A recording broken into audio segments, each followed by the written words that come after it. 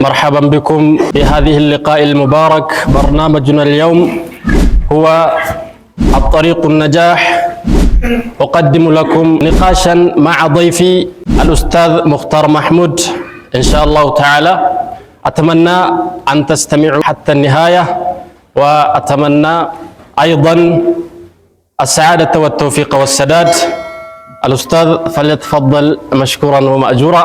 كن ميديا بركات ميديا بركة يروهن دما إرجع بركة أبو قبته إسنيف دياتا إسنيس ميديا كيسن سبسكرايب لايك شير gochuudhaan bira dhaabbadhaa guddifadhaa isiniin jedha. Kabajamtoota Islaamotaa kallattii hundaan khayrii dhaggeeffachuudhaaf masjiida isaa kabajamaa keessatti kan dhuftan anaa dhufu kabajamaa ulfaadhaa isiniin jechuun barbaada.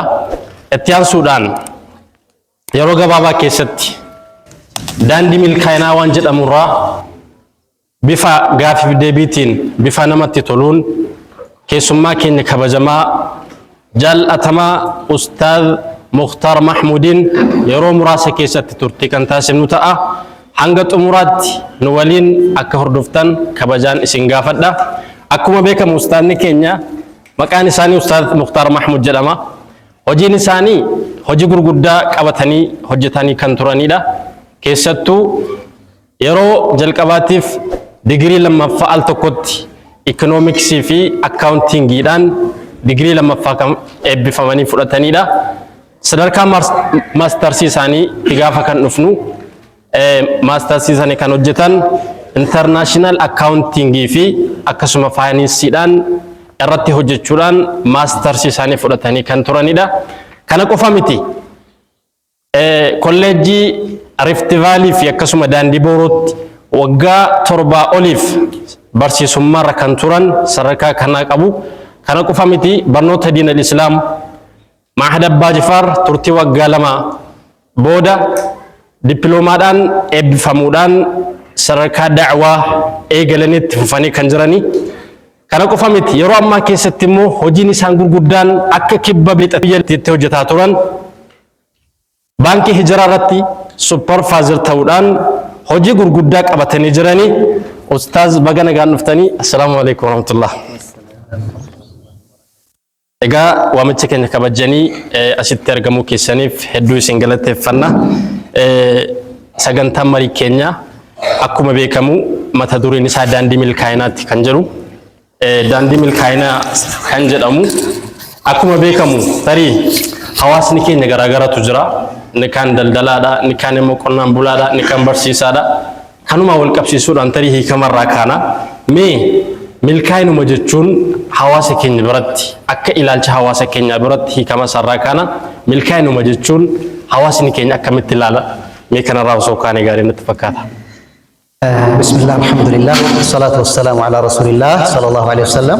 أما بعد وأحبتي في الله السلام عليكم ورحمة الله وبركاته. سجنتا سيمبو كبيسة مسجد إسات ولد كده شانه أسيت ولد دفنه سجنتا كوما ترجبوت مسلمة بوريدا أكاكنا تبارين دني كبلاتي نان نفتني أسيت ترجمو كسنيف maqaa rabbiitiin galateeffata. Gara mata-duree kiyyaatti yoo dhufu daandii milkaa'inaa jedha. Qabiyyeen dhumti sagantichaadha. Milkaa'inuma jechuun maal jechuudha? Namuu ni hojjeta, ni barata, ni daldala. Kanuma wajjin target pointiin isaadha. Milkaa'inaaf milkaa'uu barbaada ilmi namaa. Gammachuu barbaada ilmi namaa, ulfina barbaada ilmi namaa, kabajaa barbaada ilmi namaa. Milkaa'inni inni irraa barbaadaa jirruutii fi akka hawaasni keenyatti hubataa jiruutii fi milkaa'inni quraana rabbiitiif ergamaa salawaatu rabbii wasalaamu alayhi nu ibsanii jiran kun maali laataa isa jedhu milkaa'ina yoo laallu akka logaatti yookaan akka hawaasni keenya nam tokko milkaa'eera kan inni jedhamu yookaan hoo gabaree ta'e lafa bal'aa qabaatee qonna bal'aa namaan qochisiisee horii qindii 5 6 10 20 30 qabaataa hektaaraan qabaataa gaafa immoo ilmoon isaa sadarkaa fuudhaaf gahee fuudhee milkaa'eeraa jechuu danda'a. Gaafa fuudhu milkaa'eera jechuu danda'a. Gaafa intallee heerumtu milkoofteetti jechuu dandeessi. Gaafa namuu umriin isaa achi siqee jaarsa biyyaa araaraa ta'uu sadarkaa milkaa'inaatti yaaduu danda'a. Daldala isaatiin mana ijaarratee sadarkaa biyyoota garaagaraa daawwannaadhaan milkaa'eera jechuu danda'a. Milkaa'inni safartuu garaagaraatiin ni hubatama. Milkaa'inni yookaan gammachuun, tasgabbiin, ulfinni madaalli ittiin safaramaa jiru kallattii amma reefu dubbannee fi kan kana fakkaataniin madaalama akka hubannoo hawaasaatitti. Akka dargaggootti yoo ilaallu dargaggoon tokko milkaa'eera kan inni jedhu yookaan baadiyyaarraa gaafa magaalaa dhufu akka ammaatti jechuudha. Isin keessallee jirtanuu yookaan uffannaa isaa jijjiiree lafatti harkisaa saqqeen jiraachuu isaatii wajjin saqqeen isaa uffata isaa qabuu dadhabuu isaatiin yookaan jecha termii garaagaraa fayyadamee katamummaa mul'isaa yookaan mataa isaa bitaan mirgaan ciree akka korman daakuu asitti gochuudhaan milkaa'eera, qaroomeera, gahoomeera isa jedhu hubachuu isaa danda'a. Almuhiim inni akkasii isin keessan jiru akka nu hubadhee jirutti anuu ijoollee baadiyyaati. Fuulli kan kosee nama magaalaa fakkaatu. Kanuma wajjin wanta nu hubadhu waan akkasii nu hubadhaas keessaa magaalaa kana keessaa warra gaggaarii biras tureera. Duriyyoota biras tureera. Ijoollee garaagaraas barsiisaan ture. Ijoollee keenya barsiisaan ture. Nama kaanis barsiisaan ture.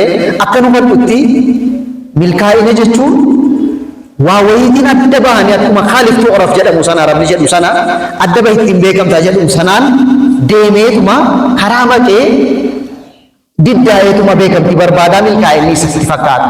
Almuhiim milkaa'inni quraana rabbii keessatti nu mirkanaa'e maali?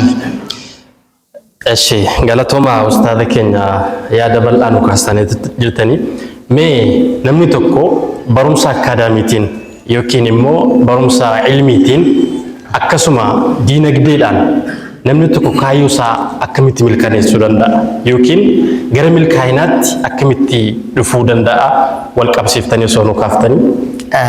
Tayyib shukran. Yoo gabaabsi yeroo qabnu namni waa hunda duniyaan kun gaafa asitti argamnu nama jireenya loosii akka jiraannuuf rabbiin uumne kaayyoo guddaa qaba. Manni Islaamaa kaayyoo guddaadhaaf argame mul'ataa fi ka'umsa qaba. Gahumsa isaa yoo jiraannu biyya duniyaatti wantoota galteewwan duniyaa kana keessa jiran hundinuu nuuf kallaqaman. Akka itti tajaajilamu, akka itti fayyadamu, akka ittiin guddannu, akka ittiin islaamummaa keenya babal'ifnuuf galtee akka nu ta'uuf iyyuu rabbiin nu argamsiise. Kanarraa dabarfatee nam tokko haala kamiin waa hunda of keessatti hammatee qabachuu danda'a yoo jennu kan korraa kaasee gaafan gabaabsee haasa'u ani ituu barumsii boodatti nama hambisaatii sila kufuun boodatti nama hambisaatii sila anuma kufa. Garuu kufuun nan kuffifne akka biyyattiitti bakkan halqaa qara'aa jirutti baadiyyaatti namuma barsiisaa yuunivarsiitii tokkotu dhufee ziyaaraa dhufee barii yaa biyyaa jedhan ilmiin gorra'amee dhumaa jira keessattuu ilmiin halqaa badaa jira namuu shiftoomee badaa jira darasaan tokkee dhumaan irraa kutaa harti halqaan haphachaa jira. Kun kara kanaan salphinaan nutti dhufaa jira. Karammoo hawaasaatiin akka yuunivarsiitiitti yoo ilaallu mana guddaa asii qabnaa jedhe baadiyyaan jira Jimmaan hin beeku alas. Manni guddaan magaalaa Jimmaatti yuunivarsiitii Jimmaa jedhamee ijaaramee jira. Nama ijoolleen keenya immoo keessa jirtu. Akka barumsaatti Booranarraa ittaanee akka Itoophiyaatti jechuudha. Barumsaan boodatti afaan biyyaa Jimmaa daataan walitti qabamee jiru. Tokkoffaan barumsaan boodatti hafuudhaan kan beekamtu Booranaa jedhan.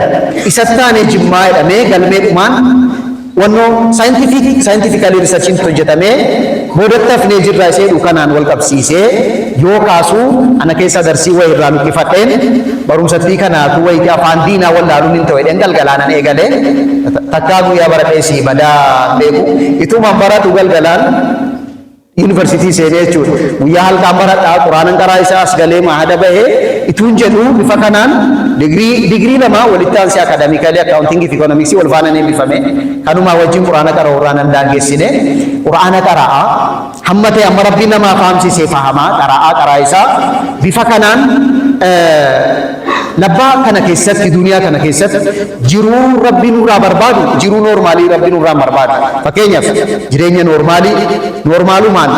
noormaalumaan kallaqamnee argamnee guddannee jiruu normaala jiraata fuudha normaala fuunee ilmoo normaala wayii argannee tarbiyaa normaala wayii guddifnee dullumoo normaala wayii dulloomnee dhukkuba normaala dhukkubsannee normaaliitu jireenyuma normaalaa jiraannu du'a normaala du'u isa akkasirraa rabbi salamanuu habaasu. Biyya duniyaatti gaafa rabbi nu argamsiisu nuti ummata kuntum khayra umma khayra caaltummaan keenya olaantummaan keenya filatamummaan keenya maaliin madaalama wa fi kulli al-mu'minu al-qawiyyu khayrun qawi maaliin dinagdeedhaan maaliin ikonomiidhaan maaliin barumsaan maaliin qiraatiidhaan maaliin daawaa dhaga'uudhaan maaliin salaata jamaadhaan deebi'uudhaan ulfinni keenya as keessa jira waan ta'eef masjida rabbitti deddeebi'uudhaan sheeka hayya'uudhaan hawaasa biyyaatiif misoomaaf dhaabbachuudhaan tokkummaan keenya cimsuudhaan kunnaa khayra umma ukhrijat linnaas. Caaltummaan keenya filatamummaan keenya hojiidhaan malee maqaadhaan miti. Tokko ummata Nabi Muhammad sallallahu alaihi wasallam ummata ikraati ummata dubbisi qo'atuuti barumsarraa boodatti hafuun qabu barumsarraa of qabuudhaan qabnu manni guddaan ijaaramee jiru keenya kan ilmaan keenyaati waan ta'eef barumsa hubannoo barumsaaf qabnu jijjiiramuudha qaba plus saganteessinee dargaggoo feesbuukaa ta'uu dhiifne dargaggoo shaawaa fedhannaa lubbuu ofii hordofu ta'uu dhiifne dargaggummaan qabeenya rabbiin yeroo gabaabaaf nuu kennedha waan ta'eef especially wanti nu bahu ikhtanim khamsan qabla khamsin jedhan nabiin keenya alayhi salatu wassalam ituu waashan sittin nufi waashaniin isa dursiinii keessa dargaggummaa dullumni sittin nufiin dargaggummaa kanaan fayyadami inni baratu inni barumsarra jiru barumsa taate ciccee jabaatee gahoomee qo'atee qoratee bira tahee sadarkaa barsiisaa isaa chaalenji gochuu danda'u qo'achuudha qaba. Barataa noormaala ta'uudhaan qabu. Barataa noormaala baratee qabxii noormaalaan eebbifamuu utuu hin taane barataa simboo qabeessa kan dhiibbaa barsiisaa isaa irratti dhiibbaa uumuu danda'u. Barsiisaan isaadhaa sirriitti akka inni of qopheessee qoratee qo'atee akka inni daree seenu kan taasisu ummata islaamaarraa eegama. Especially inni daldalus attaa jiru saduuq naggaadee rabbiin sodaatee sirriitti dorgomaa ta'ee gabaa biyyattii qoratee ikonomiin biyyattiin haalli dinagdeen biyyattiin hordofaa jirtu ikonomii maalii hordofaa jira haalli amma sirni daldalli kun ittiin deemaa jiru maali akka maakiroo ikonomii poolisiitti maaltu nagadame maal irratti utuu bobba'ee akkamiin sochii isa jedhu sirriitti qoratee biyyaaf bu'aa buusuu danda'uutu nurraa eegama isa jedhuun wal qabsiisee kaasuu barbaada. Galatooma irratti yaada bal'aa nu kaastanii turtanii egaa akka islaamummaatti yookaan shari'aa diinal islaam keessatti milkaa'ina kan jedhamu tarii ragaadhaan sabatee jira laata kan jedhamu irraa kanu. Shukran aywaan milkaa'inni quraanaan nu mirkanaa'ee jiru tokkoffaa milkaa'inni inni rabbiin quraana isaatiin nu ibsee nu addeessee jedhe waa'ee milkaa'inaa alfawz jedhu kun bakka istiqaaqa isaatii wajjin gara bakka 13tti rabbiin dubbatee jira waa'ee milkaa'inaa jechuudha. Milkaa'ina eenyurraa eegara? Milkaa'aan namaa eenyu? Kabajamaan namaa eenyu milkaa'e? Milkii jechuun waan barbaannu wal geenyee waan sodaannu irraa salamaa baasuutu iyyuu milkaa'inedha akka shari'aatti. Waan barbaannu wal geenyee waan sodaannu irraa ittiin salamaa baanu tokko من أطاع الله والرسول فأولئك مع الذين ومن يطع الله والرسول فأولئك مع الذين أنعم الله عليهم من النبيين والصديقين ور ربي ملك أنير جديد بته سنة كيسا akka oolluuf namoota siddiiqoota shuhadoota gaggaarii ganda bareedaa ganda daarussalaamiin gaafa argannee jannata rabbiitiin wal geenyee jahannama rabbiirraa salaamaa baanee bilisoomfamneyyuu milkoofneerraa jedhama. Kana qofas miti nama daangaa rabbii eeggate rabbii isaatti amanee ergamaa isaa sirriitti hordofee sunnaa marhaja isaanii qabatee jirutuyyuu milkaa'eera jechuu dandeenya. Kana qofas miti inna Allah ishtara min almu'miniin أنفسهم وأموالهم بأن لهم الجنة يقاتلون في سبيل الله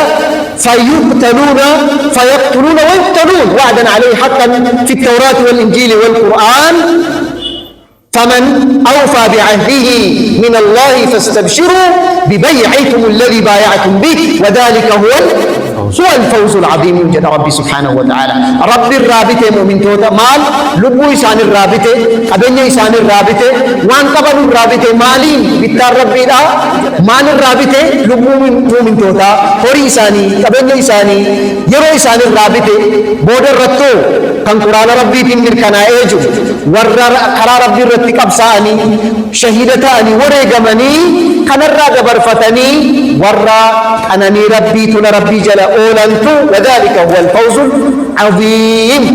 إساتو ملكي بدادا إساتو أنني بدادا نما ربي صدات نما قداري والسابقون الأولون من المهاجرين والأنصار والذين اتبعوهم بإحسان رضي الله عنهم ورضوا عنه أولئك هم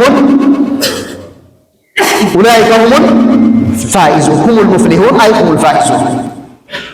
ورّا نموت قداري وجد ورّا يعني أول ربي في جتة والجالتني ولتلفني ربي في جتة تقطعني ربي في جتة ولتسفاءني أولا الإسلام ما فتني كرا ربي رتي تقومني والذين اتبعوهم بإحسان رضي الله عنهم ورضوا عنه والرفعان إنساني والرفين أسكيسا درقبون ملكه لف صدركا ملكي لكبو لف مال كبتشو لكبا أن يختار يعني اختيار الصحبة الصالحة والدنيا بريدة مين بريدة अगरतनी नमगारी तीन साहिबों में आखरा ओफी गब्बी फतु दीनी ओफी जबे फतु जमा ओफी चिमसतु नमा फिलचू अकबा अकुम एरगमान के सल्लल्लाहु अलैहि वसल्लम अलमरु अला दीनी खलीली फलयंजुर अहदुकुम मन युखालिल नमतिची दीनी साहिब इसायो का गोदिन्या मिलते इसार रजरा नमतिन साहिबों मुदा फिलते तीन साहिबों मुजद नबी के अलैहि सलातु वस्सलाम अनाफ मिलकाउ लाफ नमोत गगारी वज्जिन उगादु बच्चू नमोता अगरतनीtiin turaata anbiyaa dubbisuudhaan jamaa irratti hirmaachuudhaan milkii rabbi irraa ta'e isa rabbiin kalaama isaatiin nu mirkaneessee jiru kana argachuu dandeenya. Ishee Ustaadha keenya hedduu galatoomaa.